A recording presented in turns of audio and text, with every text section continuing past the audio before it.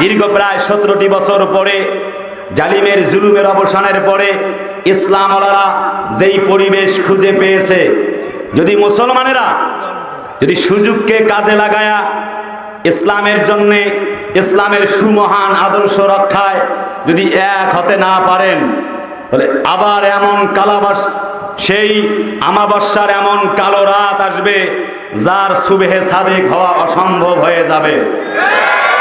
কে বড় টুপি পরে, কে লম্বা টুপি, কে ছোট টুপি, কে আহলুল হাদিস, কে সারসিনা, কে ফুরফুরা, আর দ্বন্দ্ব করবার কোনো সুযোগ নাই। টুপি মাথায় দিয়েছে না দেয় নাই, গোল না লম্বা, দেখার কোনো টাইম নাই। যদি ইসলামের এই সুমহান আদর্শ রক্ষায় তা করতে পারেন তবে ভালো, তা না হলে পরিবেশ এমন আসবে টুপি যে মাথায় দিবেন সেই মাথায় থাকবে না।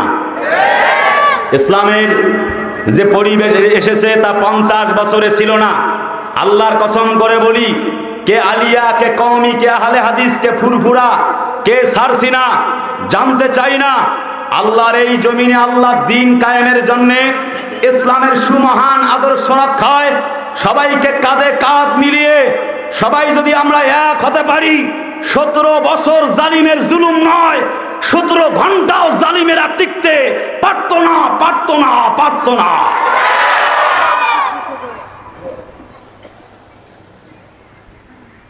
প্রিয় ভাইরা আমার, কষ্ট হচ্ছে?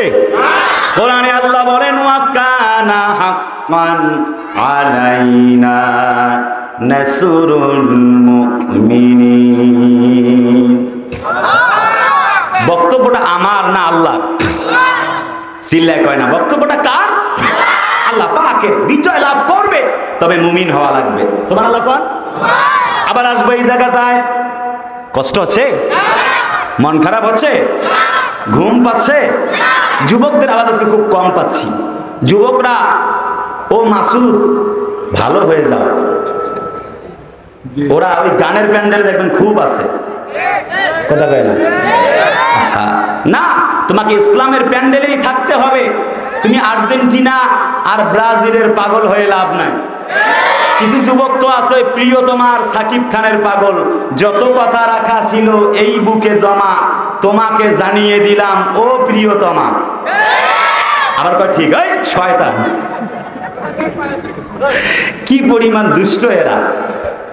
কাকা তো যখন ছিলেন, কাকা বলতেন মাসুদ ভালো হয়ে যাও, খেলা হবে বলে কাকায় গেল পালাইয়া। ঠিক না?